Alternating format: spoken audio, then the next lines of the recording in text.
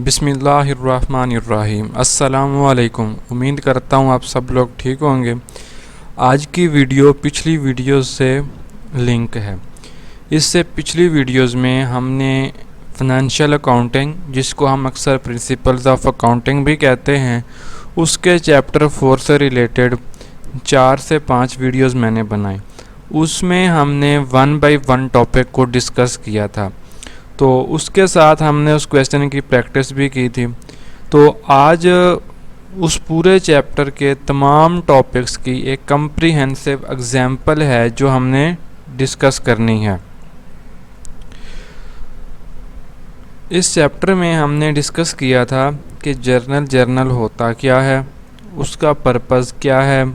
उसके अलावा हमने डिस्कस किया था फॉर्म ऑफ ट्रांजैक्शन, उसके अलावा हमने डिस्कस किया था फॉर्म्स ऑफ जर्नल, और फिर हमने डिफरेंट ट्रांजैक्शंस को रिकॉर्ड करने की प्रैक्टिस की थी। उसके साथ ही हमने ये डिस्कस किया था कंपाउंड जर्नल एंट्री क्या होती है। उसके बाद हमने डिस्कस किया था ट्रेड डिस्काउंट। ट्रेड डिस्काउंट होता क्या है, उसका मतलब क्या है, उसकी रिकॉर्डिंग कैसे करनी है बुक्स ऑफ अकाउंट में, उसकी रिकॉर्डिंग होती भी है या नहीं, यह सारा हम पहले डिस्कस कर चुके हैं। इसके अलावा हमने डिस्कस किया था कैश डिस्काउंट। कैश डिस्काउंट क्या होता है, कब मिलता है और उसकी टर्म्स क्या होती हैं, ये सारी हम पहले डिस्कस कर चुके हैं। अगर आपने एक किसी भी इंडिविजुअल टॉपिक की डिस्कशन देखनी है या वीडियो देखनी है तो उन सब के लिंक मैं आज वाली वीडियो की डिस्क्रिप्शन में दे दूंगा और आप उन पे क्लिक करके देख सकते हैं वो वीडियो। उसके अलावा अगर आपको कोई पर्टिकुलर क्वेश्चन है तो आप कमेंट बॉक्स में कमेंट करें, आपको उसका आंसर मिल जाएगा। इसके अलावा आप अपना कोई व्हाट्सएप ग्रुप ज्वाइन करना चाहता है तो उसका लिंक भी मौजूद है, आप वो भी ज्वाइन कर सकते हैं। तो आज शुरू करते हैं चैप्टर 4 के कम्प्रीहेंसिव क्वेश्चन प्रॉब्लम, जिसमें सब टॉपिक्स के क्वेश्चंस शामिल होंगे। तो आइए शुरू करते हैं।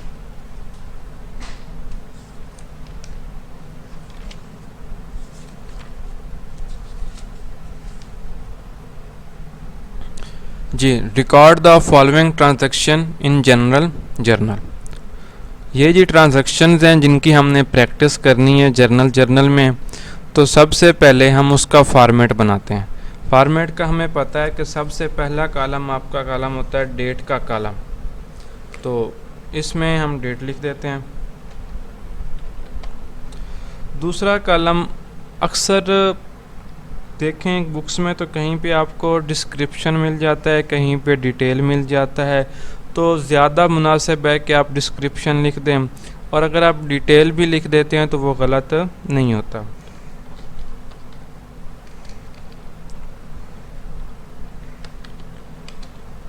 उसके बाद कॉलम होता है पोस्ट रेफरेंस, और अगर हम इसको शॉर्ट फॉर्म में लिखें तो PR लिख देते हैं। पोस्ट रेफरेंस का कॉलम उस वक्त यूज़ होता है जब हम अपनी तमाम ट्रांजैक्शंस को लेजर में पोस्ट कर चुके होते हैं। उसके बाद आपको पता है कि दो ही कॉलम हैं, debit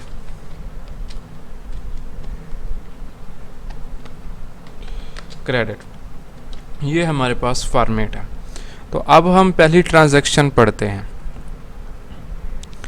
December 2 started business with cash rupees 50,000 and furniture rupees 30,000। Business start किया गया है, उसमें 50,000 कैश इन्वेस्ट किया गया है और 30,000 का फर्नीचर इन्वेस्टमेंट किया गया। तो आप रिवाइज़ करें अपना कंसेप्ट। इससे पहले हमने चैप्टर में डिस्कस किया था कंपाउंड एंट्री। कंपाउंड एंट्री का मतलब था जब एक ही ट्रांजैक्शन में एक, दो या दो से ज़्यादा अकाउंट या तो डेबिट हो रहे हों या फिर क्रेडिट हो रहे हों, तो उसको हम कहते हैं compound journal entry. Some time ऐसा भी होता है कि कभी दो से ज़्यादा डेबिट भी हो रहे होते हैं और दो से ज़्यादा क्रेडिट भी हो रहे होते हैं, तो उसकी भी फर्दर प्रैक्टिस करेंगे। तो इसकी transaction started business with cash ₹50,000 and furniture ₹30,000। तो इसकी ट्रांजैक्शन करते हैं जी। डेट है जी December 2।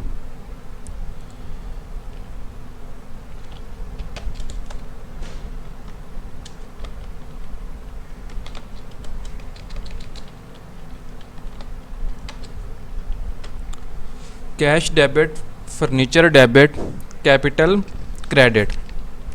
इसके बाद हमें पता होता है कि हमने हर ट्रांजैक्शन के एंड पे उसकी तशरीह करनी होती है, मतलब हमने उसकी नरेशन देना होती है। तो आप इसमें शार्ट कर सकते हैं स्टार्टेड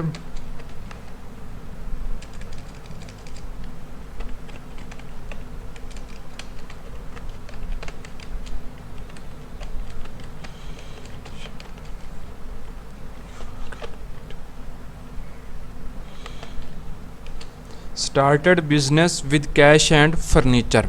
तो ये आपने उसकी नरेशन दे दी। अब डेबिट में 50,000 कैश है, 50,000 कैश लिख दें। फर्नीचर आपका डेबिट है 30,000 से। और क्रेडिट कैपिटल, आपने इन दोनों को जमा कर लेना है और दोनों को ऐड करेंगे तो वो बन जाता है 80,000। अब सेकंड ट्रांजैक्शन पे चलते हैं। December 8, purchase goods on account subject to 2% trade discount.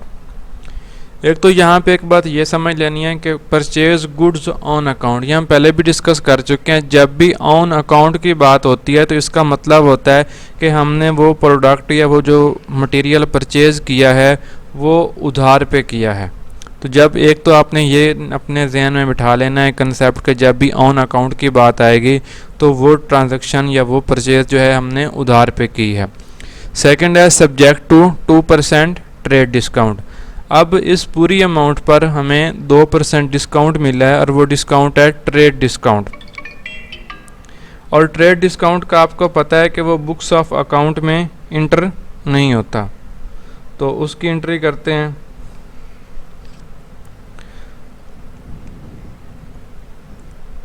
सबसे पहले आप डेट लिखें,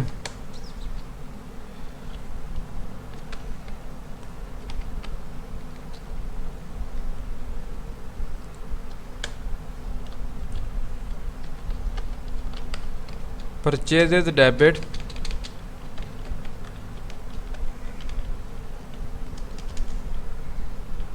अकाउंट पेएबल क्रेडिट। इसकी भी आप नरेशन देंगे।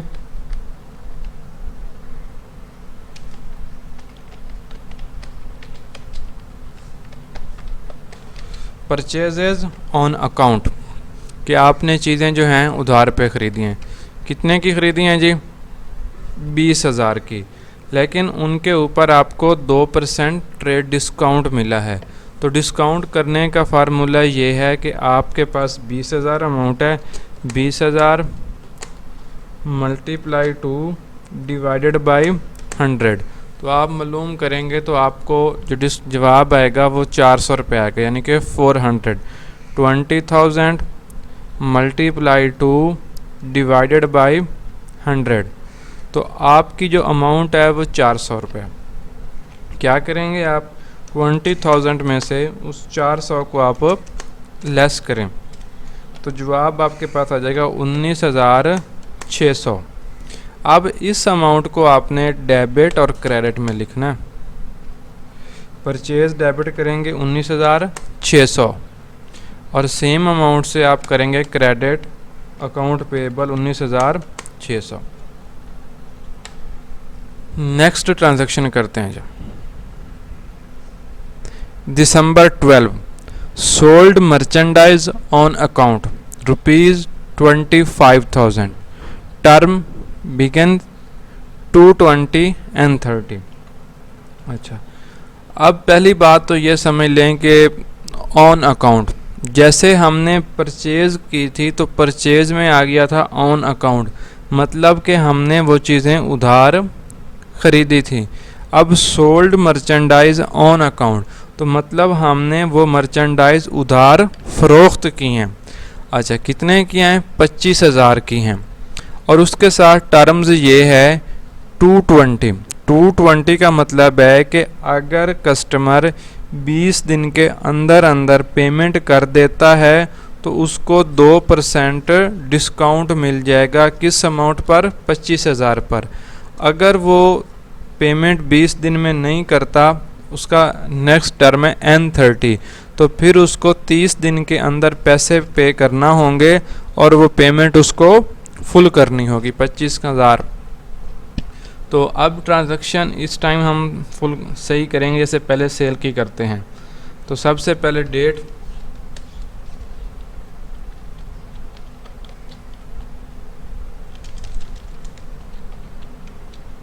दिसंबर 12।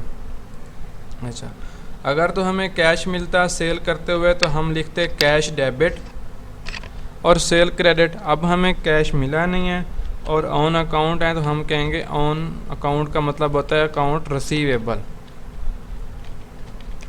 समटाइम ये होता है कि कोई साथ नाम दिया होता है तो फिर उसके दो तरीकाकार होते हैं ट्रांजैक्शन के, या तो अकाउंट रिसीवेबल लिख के ब्रैकेट में उसका नाम लिख दें, या फिर इसका रिवर्स कर लें कि पहले उसका नाम लिख दें और ब्रैकेट में अकाउंट रिसीवेबल कर दें। यहाँ पे हमें कोई भी नाम गिवन नहीं है तो फिर हम सिर्फ अकाउंट रिसीवेबल डेबिट कर देंगे और क्रेडिट करेंगे सेल्स। सेल्स हमने क्रेडिट कर दी। अब हमें इसकी देनी है नरेशन, तो नरेशन करेंगे सोल्ड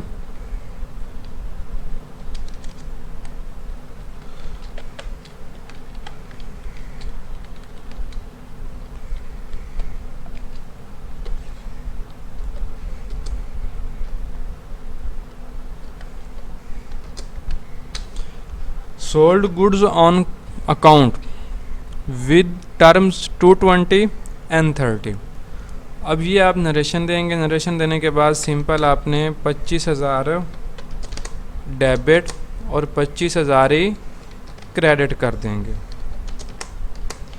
इस तरह से ये वाली ट्रांजैक्शन कंप्लीट हो गया। नेक्स्ट ट्रांजैक्शन है दिसंबर 15, payment made for merchandise purchased on 8th July, discount received ₹100। अब ये जुलाई उससे मिस्टेकनली लिखा गया है, यहाँ पे आना था दिसंबर। हम इसको ठीक कर लेते हैं। जो मर्चेंडाइज 20,000 की 2% ट्रेड डिस्काउंट के साथ 8 तारीख को हमने परचेज़ की थी उसके पैसे अदा कर दिए गए हैं और उस पर 100 रुपया डिस्काउंट मिला। अब ये जो डिस्काउंट मिला है इसको कैश डिस्काउंट कहते हैं। क्या कहते हैं जी? कैश डिस्काउंट कहते हैं। अच्छा, अब आपने इसकी एंट्री करनी। यहाँ पे एंट्री करने से पहले आपने 2-3 बातें याद रखनी हैं, वो हम डिस्कस करते हैं। डेट लिख लें, दिसंबर 15। सबसे पहले आपने की पेमेंट। पेमेंट किसको कर रहे हैं? अकाउंट पेएबल को, उसको कर दें जी डेबिट।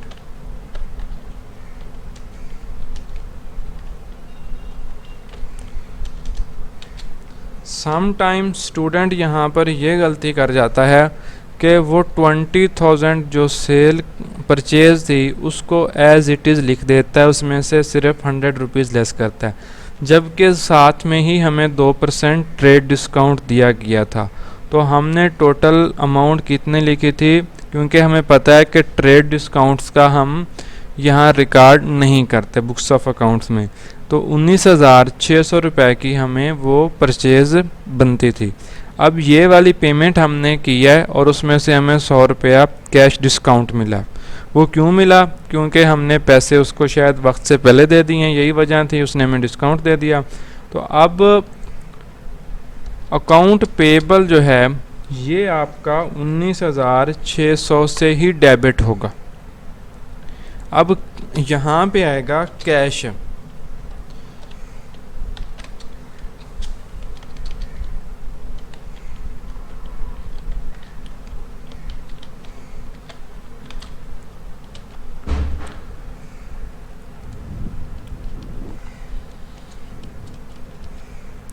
अब 19,600 देना था, लेकिन हमने कहा कि हमने 100 रुपया डिस्काउंट रिसीव किया।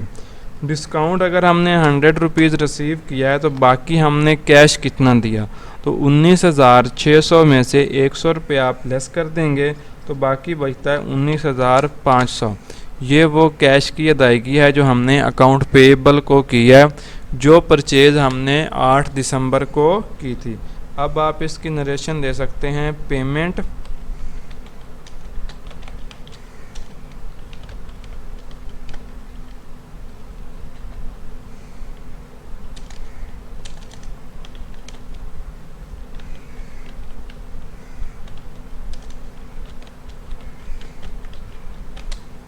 ये नरेशन आ गई। Payment made and receive discount के हमने पेमेंट अदा कर दी है और उस पर हमने डिस्काउंट रिसीव किया है। नेक्स्ट ट्रांजैक्शन है दिसंबर 20। अगर आपको याद हो तो हमने चैप्टर में दो चीज़ें डिस्कस की थी, एक था डेबिट मेमो और एक था क्रेडिट मेमो। डेबिट मेमो जो है ये आपका परचेज रिटर्न के लिए यूज़ होता है, परचेज रिटर्न एंड अलाउंस भी कहते हैं, परचेज रिटर्न भी कहते हैं, ये उसके लिए इस्तेमाल होता है। और क्रेडिट मेमो आपका सेल्स रिटर्न के लिए इस्तेमाल होता है। अब वो कह रहा है कि December 20 debit memo issued for defective goods purchased from Asgar for rupees 500।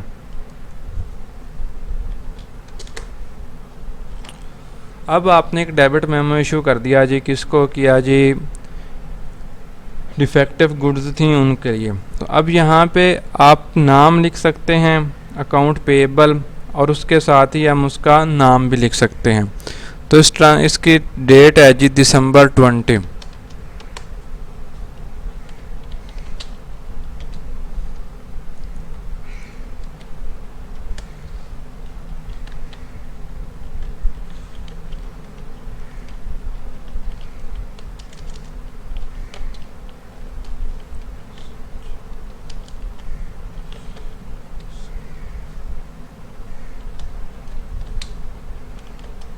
Account payable और साथ में ब्रैकेट में हम असगर लिख देते हैं। सम टाइम बुक्स में ऐसे होता है कि पहले असगर लिख देते हैं फिर अकाउंट पेएबल लिख देते हैं। तो अब यहाँ पर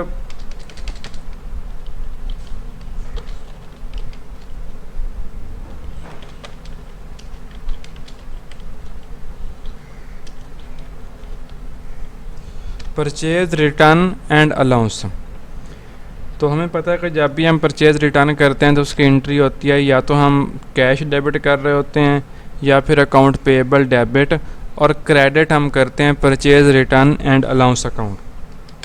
अब नरेशन इसकी क्या होगी, सिंपल परचेज़ रिटर्न।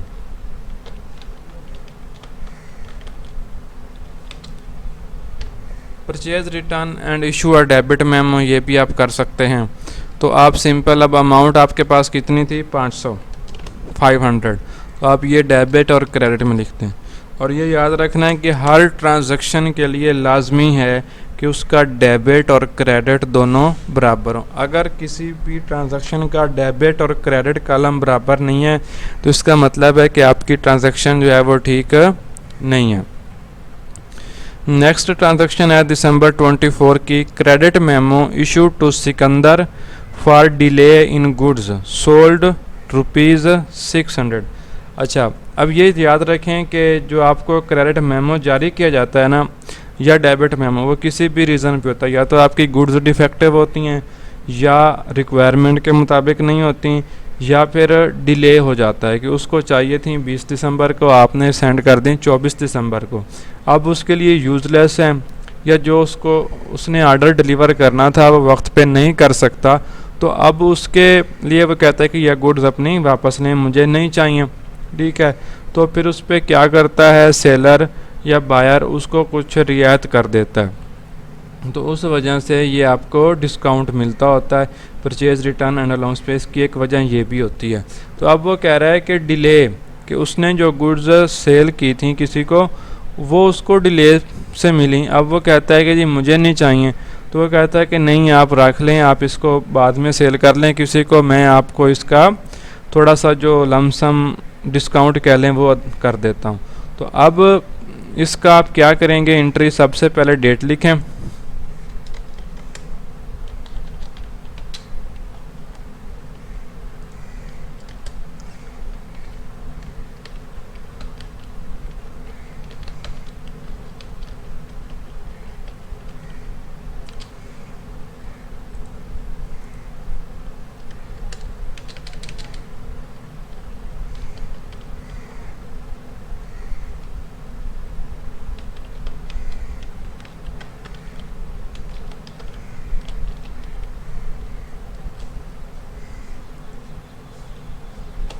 अच्छा, यहाँ पे एक बात और मैं आपसे डिस्कस कर लूँ कि अगर ऊपर वाली एंट्रीज देखें तो मैंने अकाउंट रिसीवेबल पहले लिखा और ब्रैकेट में उस शख्स का नाम लिख दिया, ठीक है। इसी तरह मैंने अकाउंट पेएबल के साथ भी किया। अब बुक्स में डिफरेंट है, किसी बुक्स में वो पहले नाम लिख के आगे ब्रैकेट में अकाउंट रिसीवेबल या अकाउंट पेएबल लिख देता है। तो मैंने थोड़ा सा इस वजह से चेंज किया है कि अगर कभी किसी बुक में इस तरह से आ जाता है तो आप परेशान ना हो। अगर आपका टीचर या कोई भी आपका मेंटोर आपको ये बात समझा रहा है तो आप उससे कंफ्यूज ना हो, आप उसको पिक कर लें, ठीक है। और अगर उसके बाद आप मेरी वीडियोस देख रहे हैं तो फिर भी कंफ्यूज ना हो, क्योंकि ये फ़र्क नहीं है। अब फॉर्मेट हो सकता है किसी ने अलग से बनाया हो कि पहले अकाउंट रिसीवेबल फिर नाम, या पहले नाम और फिर अकाउंट रिसीवेबल, ठीक है। तो अब यहाँ पे आप कह सकते हैं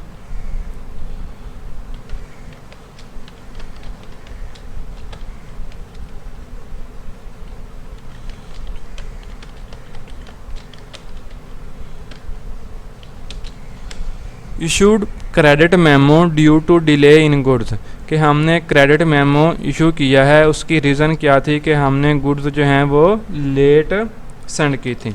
उसकी अमाउंट कितनी है जी, 600 है, आप वो लिख दें। तो इस तरह से आपकी ये वाली ट्रांजैक्शन जो है कंप्लीट हो जाती है। नेक्स्ट ट्रांजैक्शन है December 26, paid salary expenses by cheque ₹5000। अब आपने क्या किया है कि सैलरी अदा की है बाय चेक। तो अब आपकी ये ट्रांजैक्शन है वो होगी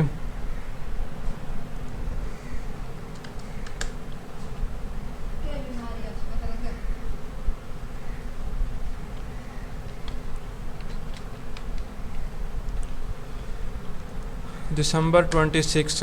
तो आपने सबसे पहले अकाउंट डेबिट करना है सैलरीज, सैलरीज एक्सपेंस डेबिट। अच्छा, बैंक क्रेडिट जब आ जाए कि पेड सैलरी एक्सपेंस और वहाँ पे मेंशन नहीं है कि वो बैंक से है या कैश से है, तो हम कंसिडर करेंगे कि वो एक्सपेंस बाय कैश पे किया गया है। अगर साथ में मेंशन कर दिया जाता है कि बज़रिया चेक या फिर कैश, तो फिर हम उसी टर्म में इस्तेमाल करते हैं। अगर चेक का जिक्र है तो फिर हम बैंक को क्रेडिट करते हैं, और अगर कैश का है तो फिर हम कैश। तो ये थोड़ा सा इतना कोई ख़ास मैटर तो नहीं करता, लेकिन टर्म जो हैं जिस तरह से आपसे क्वेश्चन किया जाए आपने उसका आंसर उसी तरह से करना है। उसकी मेन वजह ये होती है कि जब भी एवेलुएशन कोई कर रहा होता है तो वो वाली टर्म देखता है जो ऊपर क्वेश्चन में दी हुई है, तो आपने उसके मुताबिक चलना है। अगर उसने कैश लिखा है तो कैश लिख दें, अगर चेक का जिक्र है तो आप बैंक लिख दें। ज़ाहिर बात है बैंक से ही कैश ही पे होना है ना, तो कैश किसका है वो उसी का है। तो अब ये टर्म्स अलग अलग हैं, तो आपने इनको इसी तरह लिखना है। अगर आप नहीं लिखते तो आपका लेजर में प्रॉब्लम आएगा, लेजर में प्रॉब्लम आया तो आपका स्टेटमेंट्स इनकम स्टेटमेंट में प्रॉब्लम आएगा, इनकम स्टेटमेंट में प्रॉब्लम हुआ तो बैलेंस शीट। अब एक ट्रांजैक्शन से आपकी आगे सारी स्टेटमेंट्स जो हैं वो गलत हो सकती हैं, तो लिहाजा ये छोटी छोटी बातें हैं जिनको आपने गौर से देखना होता है और फिर उसको वैसे करना होता है। Salaries expense debit, bank credit. Narration देंगे आप, पेड सैलरीज एक्सपेंसेस कितने हैं जी, 5000।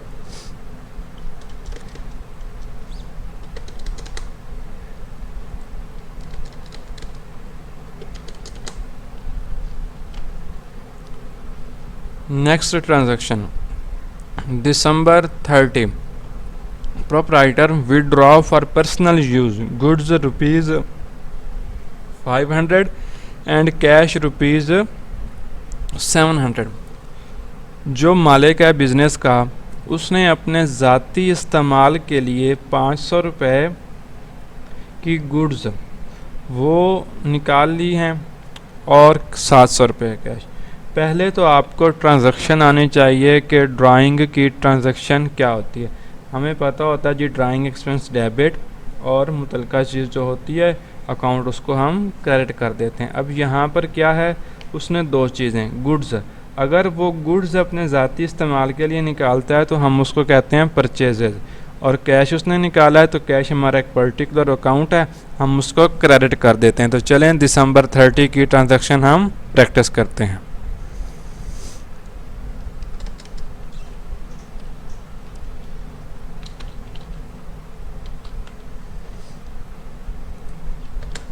दिसंबर 30 ड्राइंग डेबिट, गुड्स है तो हम उसे कहते होते हैं परचेजेज, परचेजेज क्रेडिट कैश।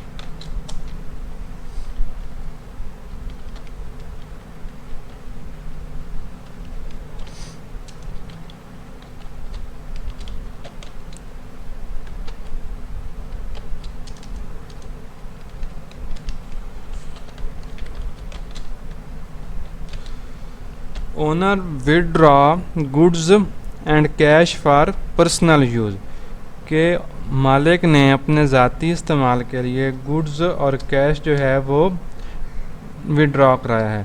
तो अब आप इन दोनों को ऐड करें 500 और 700 तो ये आपका बन जाता है 1200, 1200।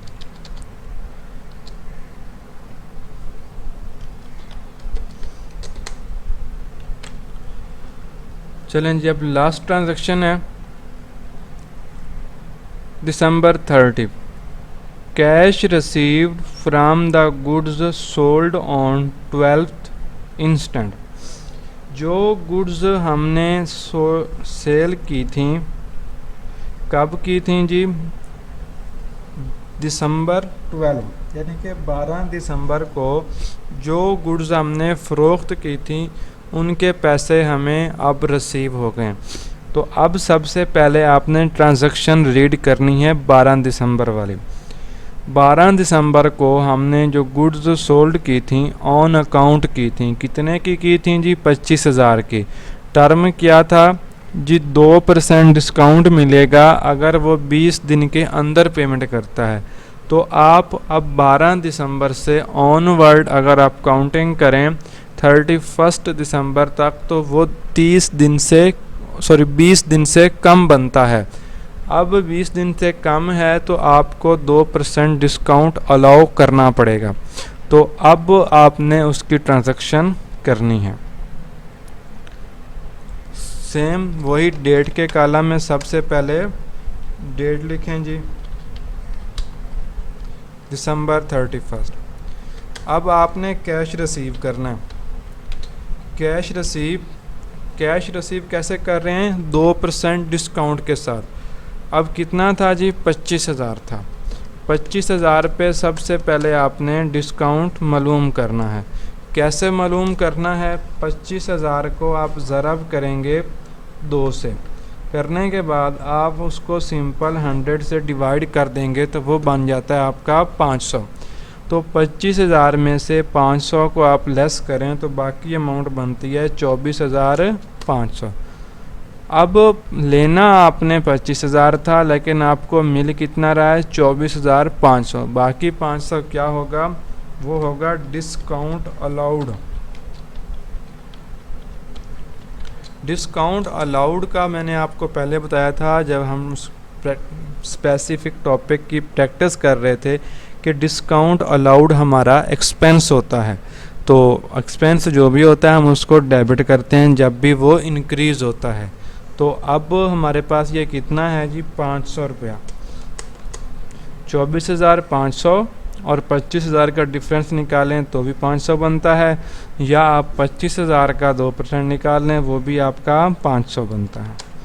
अब आप इसकी क्रेडिट साइड पे जाएंगे तो क्या करेंगे? Account receivable.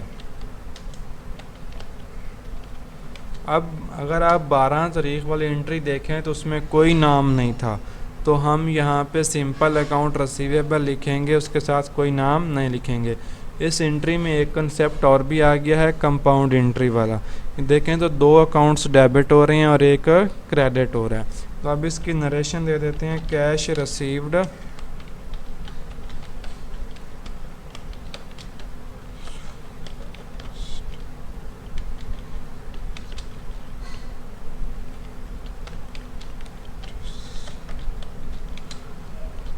कि कस्टमर से हमने कैश रिसीव किया है और उसको डिस्काउंट अलाउ किया, मतलब हमने उसको अलाउ डिस्काउंट दिया। अब जो अकाउंट रिसीवेबल है वो अपने पूरी अमाउंट के साथ 25,000 के साथ क्रेडिट हो जाएगा। अगर यहाँ तक आपको कोई बात समझ नहीं आई, कुछ पूछना चाहते हैं तो ज़रूर पूछिए। कोई आपका स्पेसिफ़िक टॉपिक है इस चैप्टर के हवाले से, कोई स्पेसिफ़िक क्वेश्चन है, कोई प्रैक्टिस है जो आप चाहते हैं कि मैं आपके लिए हल कर दूं, तो वो आप मुझसे शेयर कर सकते हैं। व्हाट्सएप ग्रुप ज्वाइन कर सकते हैं, ठीक है। उसके अलावा आप फेसबुक भी ज्वाइन कर सकते हैं, वहाँ पर भी हमारा ग्रुप है, ठीक है। तो इसके अलावा सिंपल शेयर करें, लाइक करें, सब्सक्राइब करें। अगर आपके शेयर करने से किसी को फ़ायदा होगा तो उसका बेनिफिट आपको भी उतना मिलेगा और मुझे भी मिल जाएगा, ठीक है। शुक्रिया, जज़ाकल्लाह। दुआ में याद रखना।